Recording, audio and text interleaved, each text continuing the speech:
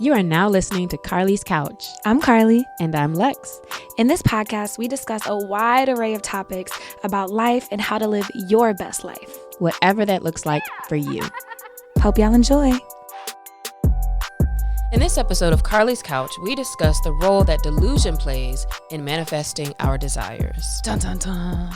I know that sounds kind of powerful. Sound like we about to talk about something. Look, I was about to say, and when we were planning, both of us had the exact same idea. Yeah. Synchronicity. Yeah. Or I had an experience, so I was like, is this something I was thinking about? But I wasn't necessarily thinking to make it an episode. But then when we come together and Carlie also had this down, I was like, yeah, I was thinking about that too. So let's talk about it. But first, we have a question from the couch this week. And the question is, what's the best book that you've read lately? Yeah, but we'll be checking in because I'm back on my reader things. So someone said, When the Moon Hatched, Red Rising, and The Will of Many. The next one is someone said, The Body, A Guide for Occupants by Bill Bryson. And they were like, every chapter will blow your mind in some way. I read the whole thing out loud to my husband. And I kept saying, listen to this. Oh, wow. Somebody said Rebel Girl by Kathleen Hanna. Another said Your 5 Next Moves by Patrick Bet-David. And then someone said... that was me. I said Judge and Jury, James Patterson. But just because... that was something I read recently. It was just an easy, fun read. I read it in like 2 days. Oh, can I borrow that? Sure, if you want to. Good. Okay, cool. Man, for me, I'm finishing up the Throne of Glass series, and it's been really good so far. So if you like fantasy, do that. And then this last one, shout out to the homeboy Asa, Braiding Sweetgrass. He said it should be on everybody's list, especially if they've lived on native land, i.e. the United States of America. It gives insight on how this land should be treated and respected, just like the indigenous peoples that were here first, who were the original stewards.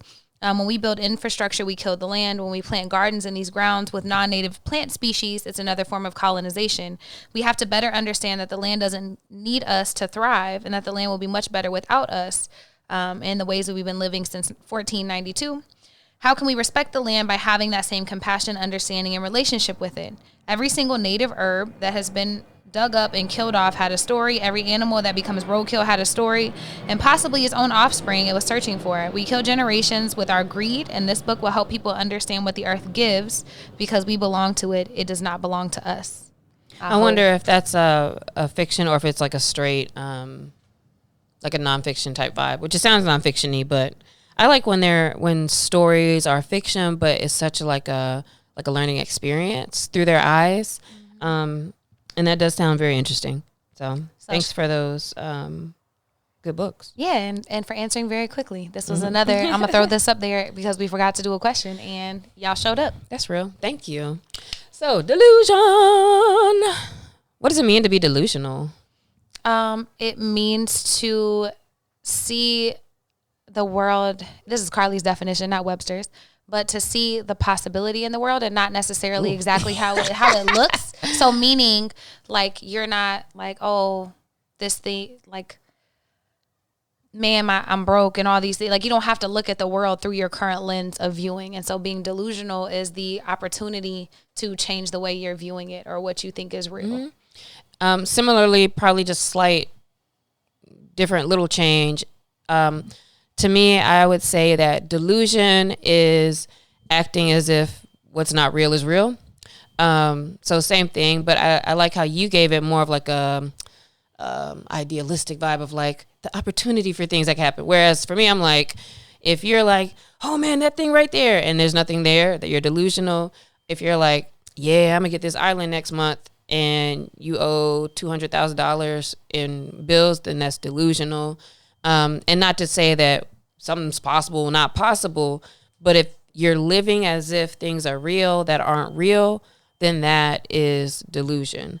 You're choosing to believe a particular narrative, and that's how you move. So it doesn't necessarily have to be extreme.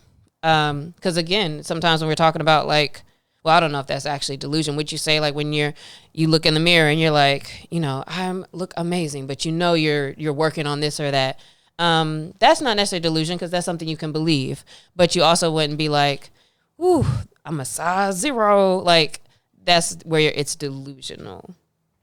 Yeah, I can see that. I think that because what kind of spurred this episode for me is, I mean, I'm always interested in like the ethereal plane things and how we can manifest and make our lives better because, you know, with our thoughts, we're creating the world around us essentially. But then I saw a TikTok talking about how being Delulu is the Solulu and then a bunch of talk about how that happens. But first, I think it's important to also say like there's such a negative stigma around delusion. And for very real reasons, like people, it is a facet of many mental health disorders to be delusional, to have very terrifying experiences, depressive, isolating hallucinations, and it can be a signifier of some very serious mental health issues. And we're not talking about that per se, but I wanted to address that because that's a very real thing. And when people are like making all these things cute, but there's actually someone's reality where they're struggling through things, it's important to address. Yeah, people actually can have delusional disorder.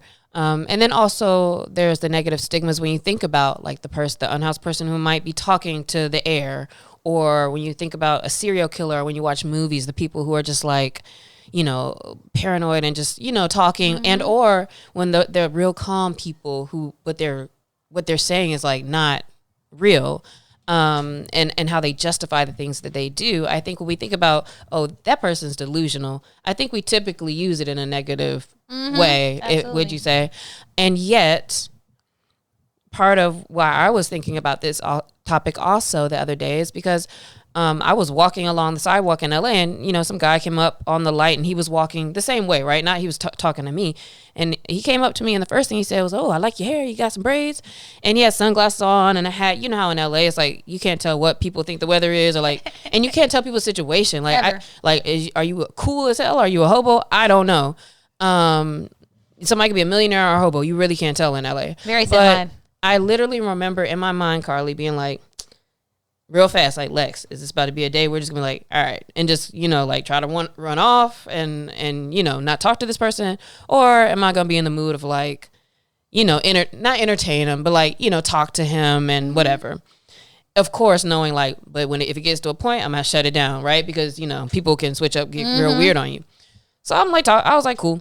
Like, he's talking, because we're going the same direction. So I'm like, I don't need to run off on him. Yeah, I'm going to catch my bus, the 304. You know, people just like talk about everything. So I basically knew his whole life in 2 minutes. But yeah, you know, I work at the laundromat down there. I'm security, you know, make sure nothing pops off. Like, yeah, you gotta keep your eyes on people because, you know, it's a good space, right? Where people want to hang out, get Wi-Fi. Yeah, man, you know, it's a good space, but we gotta make sure that. So we're just talking, right? And in my head, I'm like, oh, okay, cool. And then he starts talking about how, yeah, but you know, I got a big check coming this evening. Actually, I'm going to my other job. I'm picking up this check. Oh, okay, cool. What you about to do with that? Yeah, you know, I'm about to disappear on the laundromat for like 3 months, and in a little bit, you know, I got some land out in Arizona. I'm gonna do some stuff with that. You know, I'm probably gonna, you know, maybe get an island or something. And in my head, I'm like, here we go. Like, now I don't know what to think. Like, okay, you know, and I'm still talking like, that's what's up, you know, like, okay, but also at this time in my head, I'm like, all right, bro, like you definitely about to go catch this bus to somewhere. I don't know what you're talking about. Meanwhile, I was like, well, shoot, I just hopped off the metro walking home. So like, who knows, you know, who knows this man's situation? Because I'm maybe able to tell a friend too, like, shoot, I want to get land on an island. I don't know his situation. He might have something popping. I don't know.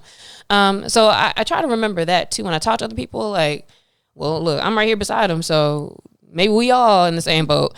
But as he walked off, he's like, okay, well, this is where I'm going. So I'll talk to you later. All right, cool. But one thing I remembered and that stuck with me is that he was so upbeat, so positive.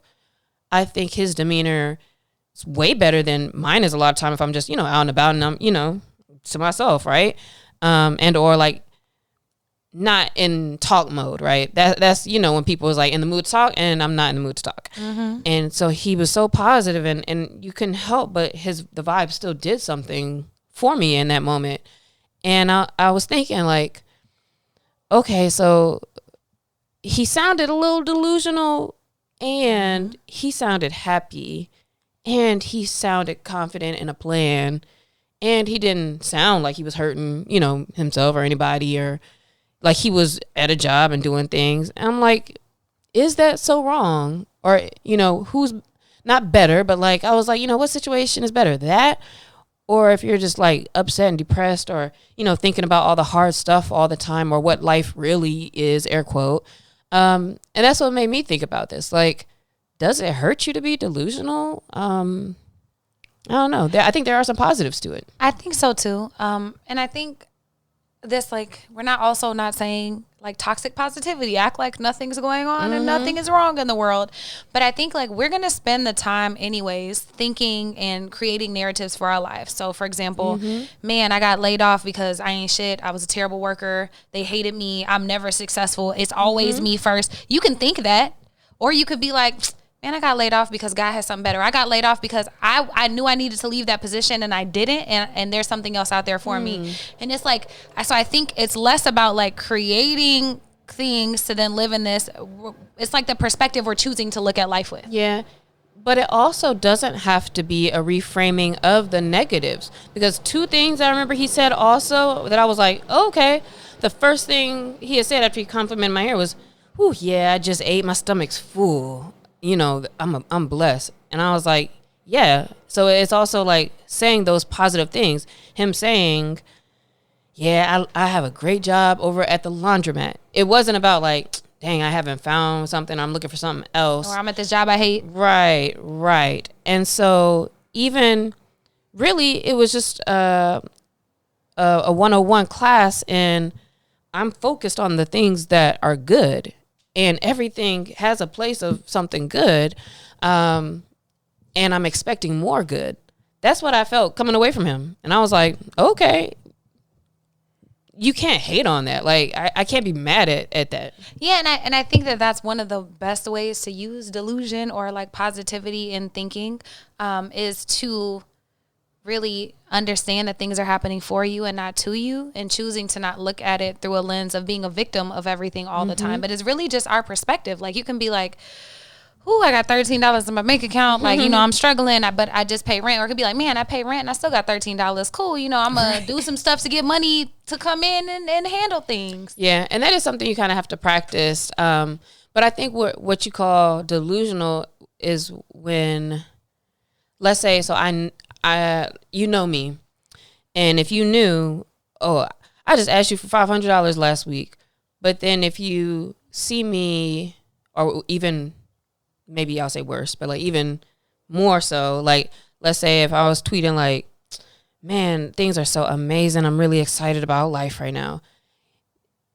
Yes, and it's like, what does that make you feel? How would that make you feel? I don't think anything is wrong with that. It's not like, oh, they're being phony or they're being fake necessarily. No. And I think like, and in that space, that's not as much delusion as like, oh, you can be positive and feel those things, right? Like, life is hard and life is good at the same time. Yeah. So I think it's interesting that there's always a space for you to still feel great. Delusional, though, maybe more so would be if, okay, you just gave me $500 and I start talking about how, bet next month I'm making it my goal. Like, I'm going on a vacation next month. And while that's delusional, it's not unrealistic, or it might not be like it's, oh, this is something way left field, but it might be not your real life at that moment. Yeah, and so I think that's another great example. So like, you just had to borrow $500 to make ends meet this month, but then you're looking up houses that are millions of dollars because you can envision yourself living there, or that's delusion, or you're like, you know, like, man, when I get this $200,000 client next month, here's how I'm gonna spend it. That's a better example. Great example. And I like that. I don't think there's anything wrong with that. I think that's a beautiful delusion. Now, what I think a problem would be is you just borrow $500 to make ends meet, and then you trying to buy a Louis, or you're out there trying to then max out a credit card to look like a thing, or to try to seal this lie. You don't have to do that. But the way you can do it is, man, you know, when I get this client this But year, when this check does come is through. Chanel that I'm gonna buy myself. Like, and you can go save it and put it on your mood board, or be like, ooh, I'm gonna look so good with my Chanel. You can be in your mirror like, I'm gonna put it with this fit because baby, that's a good way to be delusional, because I feel like that brings up your energy to then be able to receive those things and feel worthy of all of those things that might not be in your physical reality right in this moment. Absolutely. So let's talk about how you can use delusion to help manifest your desires. Like, you're going into that now.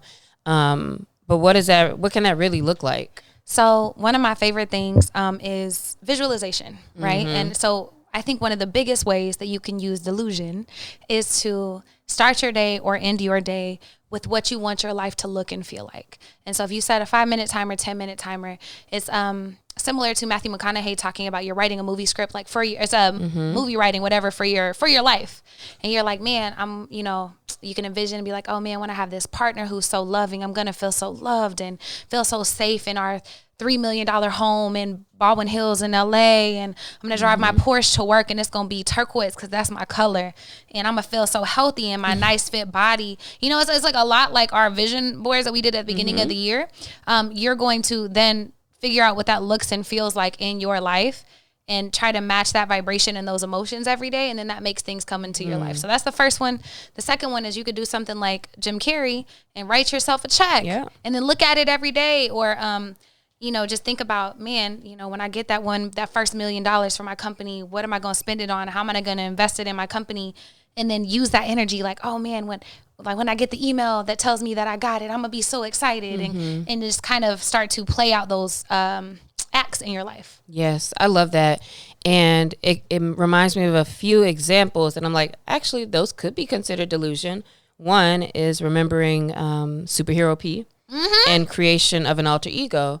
I remember one time when I wrote out like this, you know, this person does this and this and they act like blah, blah, blah. And you're doing things that probably aren't you and obviously in your moment, but you can live into that, right? And so when you live as that person, when you move in a certain vibe of, yes, I have, you know, I do this with my clients and blah, blah, blah, like it fits, like you become that person. Another thing is when we talked about writing like our life manifesto, things like that, where you're really like, this is what it looks like. And it may be way far from where you are right now. And another, even with what you said with the vision boards and things of that nature that folks do, that can kind of be considered like, okay, this is delusional when you look at the numbers and the facts right now. But today's delusion can be tomorrow's reality. And let's be clear, never know. And it's all like a moving toward a space. And so outside of the delusion of like, I want to meet an alien or shoot, that might, that might be cool. Yeah, that's probably not even that delusional. But, you know, when you're thinking about your life, you can decide to like live in it. And how you talk about it can help you make that happen. I guess this is where it gets all like, woo. But y'all know what we talk about. Yeah, I mean, it gets a little woo-woo, but I think it's real. One of my favorite people to listen to for manifestations and things is Neville Goddard. He's dope. Look him up on YouTube. There's a bunch of stuff. But one of the things he says is, signs precede, they do not follow. And what he means is if you wait until the world shows you that you're worthy, you're always going to be waiting. So what would it look like for you to know that you're going to be taken care of financially before the check hits your bank? What would it look like to know that you're going to be in this beautiful, loving relationship before the person is in front of you? Like, what does it look like to have that sexy body and feel strong and good in yourself before you actually see the physical manifestation of that in your reality? And as you're able to match those energies and do those habits, like Lexi said, like whenever your actions and your intentions and everything meet, that's when it can meet you. But if you're always in denial, then it's not going to meet you. And I love what you said, like, you know, today's delusions can be tomorrow's reality. They can be today's reality. Like, you never know what can happen. And so I think when we close ourselves off to money don't grow on trees, I have to work really hard for money. If you listen to all these narratives that you have, like, they might be keeping you in a box and keeping you very limited. So what would it look like to change those things that are holding you back? And then is there a line where delusion is gone too far? I would say yes. Absolutely. And for me, that I feel like that looks like if I'm talking to you and it feels like when it's straight lies, right? If I'm talking to you, like, oh yeah, I'm headed home.